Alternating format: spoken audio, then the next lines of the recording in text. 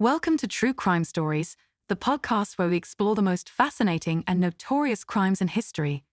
I'm your host, Alex, and today we're going to dive into the Lake Bodom murders, Finland's most notorious unsolved triple homicides. The only survivor of the attack was Nils Gustafsson, who was found lying next to the tent with a concussion, a fractured jaw, and several stab wounds.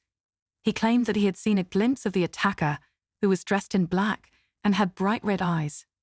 He also said that he had tried to fight back, but was overpowered and knocked unconscious. On June 5, 1960, 4 teenagers were camping on the shore of Lake Bodom, a scenic lake near the city of Espoo, about 22 kilometers west of Helsinki.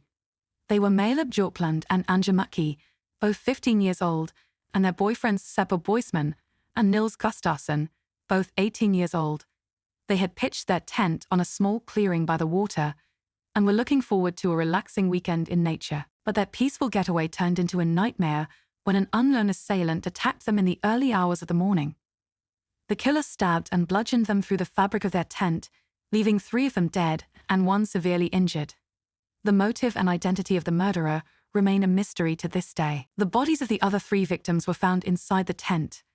Maleb Björklund, Gustafsson's girlfriend, was the most brutally killed.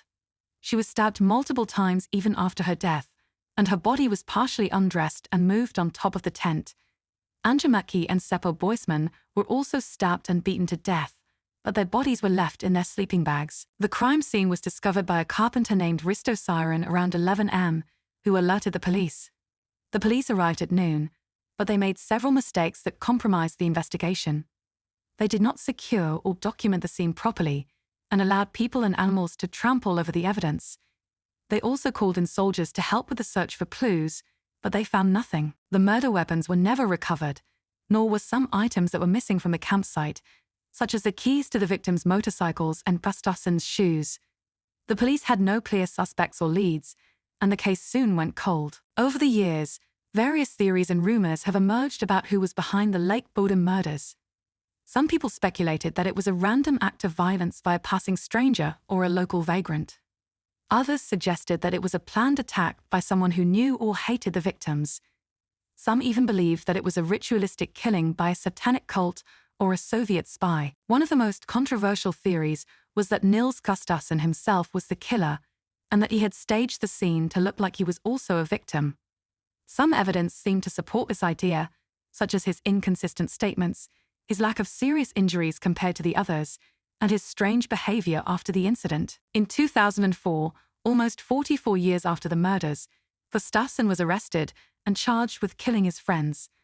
The prosecution claimed that he had been jealous of Boisman's relationship with Björklund and that he had snapped and killed them all in a fit of rage. They also argued that he had fabricated his story of seeing a mysterious attacker with red eyes. However, Gustafsson's defense maintained that he was innocent and that there was no conclusive proof that he was the murderer.